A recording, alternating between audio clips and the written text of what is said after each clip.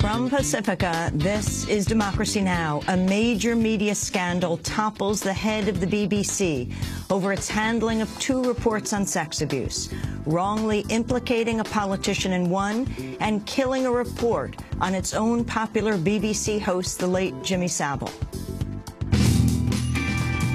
Good evening, ladies and gentlemen. Welcome to Top of the Pops.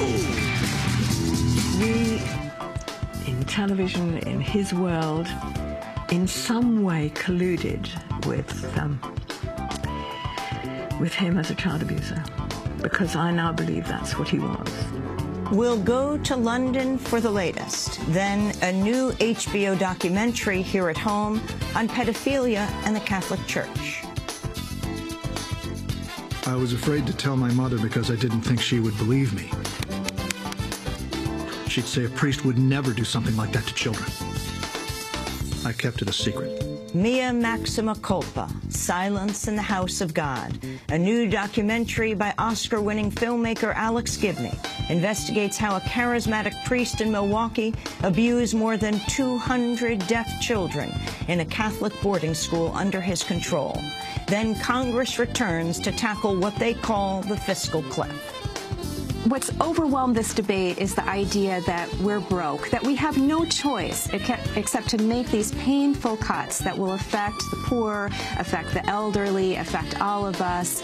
And what people need to remember is that we are a rich country and that this crisis is actually an opportunity to harness our abundant resources in ways that will position us better for the future. We'll speak with Sarah Anderson of the Institute for Policy Studies about her new report, The CEO Campaign to Fix the Debt, a Trojan horse for massive corporate tax breaks. All that and more coming up.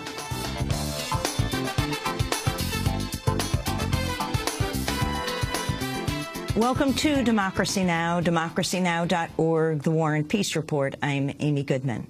President Obama is holding the first of a series of meetings at the White House today on averting the so-called fiscal cliff of expiring tax cuts and automatic spending reductions set to take effect at the end of the year.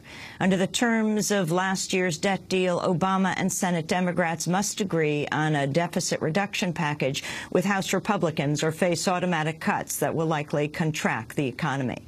Labor groups, including the heads of the AFL-CIO and SEIU, will sit down with Obama today, followed by corporate CEOs on Wednesday.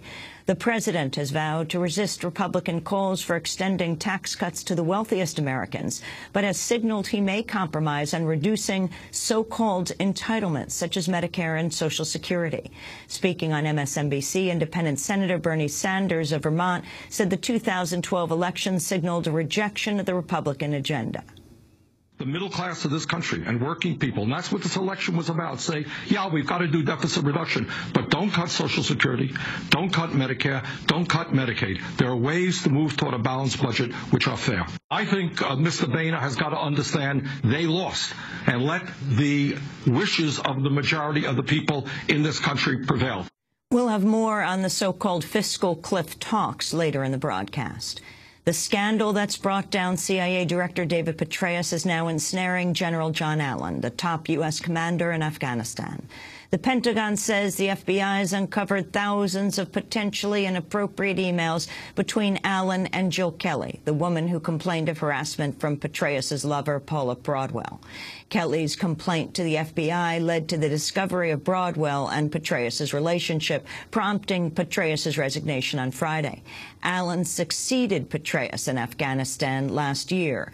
The Pentagon says Allen will remain the U.S. commander in Afghanistan for now, but that plans to nominate him to become NATO's Supreme Allied Commander are on hold pending the outcome of an investigation. On Monday night, FBI agents continued their probe by searching Broadwell's North Carolina home. As the Obama administration faces turmoil with two top military leaders, reports are continuing to emerge of the potential makeup of a second-term cabinet. According to the Washington Post, Massachusetts Senator and former presidential candidate John Kerry has emerged as a potential candidate to become the next Secretary of Defense. A decorated veteran of the Vietnam War, Kerry became known in the 70s when he returned home from Vietnam to call for a U.S. withdrawal. The current U.S. ambassador to the UN, Susan Rice, is rumored to be the top candidate to replace Hillary Clinton as Secretary of State. Rice was asked about her future plans on Monday. I love my job here at the United Nations. I always have. I always will, especially today. And I look forward to continuing to serve for as long as President Obama would like me to. The Obama administration has announced it will likely decide in the coming weeks on the role of U.S. troops in Afghanistan after a scheduled withdrawal in 2014. On Monday, Defense Secretary Leon Panetta said although the majority of U.S. forces will return home, an unspecified number could stay behind to continue military operations. New government data shows the year-to-date period from January to October was the warmest ever recorded for the contiguous United States. According to the National Climatic Data Center, the national temperature was 3.4 degrees Fahrenheit higher than the 20th century average and more than 1 degree higher than the previous record for the first 10 months of the year. October's cooler temperatures ended a streak of 16 consecutive warmer-than-average months, but this year is still on pace to become the warmest ever recorded. The latest report follows a number of global warming benchmarks, including the warmest consecutive 12-month period, which ended in July. The U.S. is poised to become the biggest oil producer in the world within the next decade. The Paris-based International Energy Agency says the U.S. will surpass Saudi Arabia's oil production by around 2020 with the aid of controversial extraction techniques such as fracking and horizontal drilling. Much of the oil in question is tightly concealed in rock formations that may be blasted with chemical-laden fluid and drilled into horizontally as part of the extraction process. Critics have raised concerns about how such forms of drilling will impact human health and the environment. President Obama, however, renewed his commitment to, quote, freeing ourselves from foreign oil in his re-election victory speech last week. Energy Department data shows U.S. imports of crude have fallen 11% this year, and the country's on track to produce the most oil since 1991. The Syrian military continues to launch attacks on the border town of Ras Al Ain, sending hundreds of civilians fleeing to neighboring Turkey. The new bombings come days after more than 11,000 Syrian civilians were forced out during strikes last week, one of the largest refugee flights of the Syrian conflict to date. Speaking in Geneva, the head of disaster and crisis management at the International Federation of Red Cross and Red Crescent Societies warned Turkey needs major aid to handle the growing number of Syrian refugees.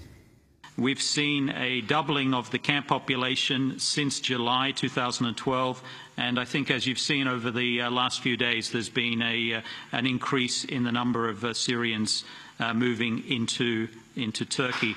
They now recognize that the situation is becoming prolonged.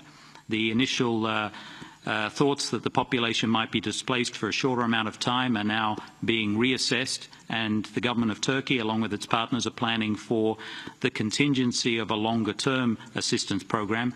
Israel has launched new attacks on the Gaza Strip following Palestinian calls for a ceasefire to end days of violence. Israel struck an uninhabited area of Gaza 3 times overnight, hours after Palestinian groups announced they would halt rocket fire on southern Israel if the Israeli military ceased the bombing. Israeli officials have threatened to escalate military actions in Gaza, raising fears of the worst violence since Israel invaded Gaza 4 years ago next month.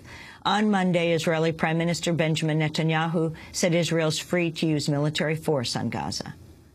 For the rights of our people to defend themselves, we'll take whatever action is necessary to put a stop to this. This is not merely our right, it's also our duty. Years of violence escalating in Gaza, the Israeli group Peace Now is warning of a major Israeli settlement expansion in the West Bank. According to Peace Now, the settlement of Itamar will be expanded 5-fold to 675 homes. The news comes 1 week after Israel announced the construction of more than 1,200 new settler homes in East Jerusalem.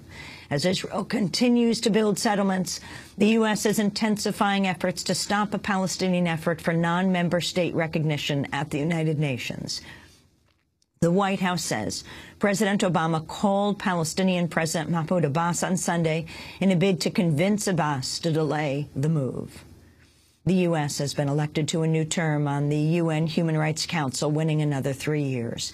The Obama administration's played an active role at the council after the Bush administration refused to take part. On Monday, UN Ambassador Susan Rice said the U.S. is determined to reform the council, saying it's too biased against Israel. The United States is clearly of the view that the Human Rights Council has its flaws, and I've just enumerated a couple of them, including its excessive focus on Israel. But it is also a body that is increasingly proving its value. And we've been proud to contribute to some of what we think are the finer moments of the Human Rights Council, its approach to Syria, its approach to Sudan, its approach to the situation in Libya with the Commission of Inquiry.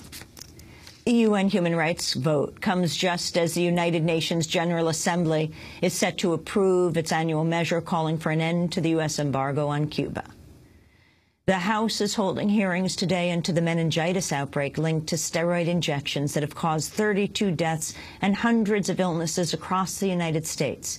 In a new report, the House Energy Committee says the chief pharmacist at New England Compounding Center, the company behind the injections, stonewalled and even lied to regulators who'd sought to force changes for a number of years. An offshoot of Occupy Wall Street's holding a telethon this week for its campaign to purchase the debt of struggling U.S. households. According to its website, the group RollingJubilee.org has already raised more than $100,000 toward its effort to buy up consumer debt at random, often for pennies on the dollar, and then cancel it so that borrowers don't have to repay.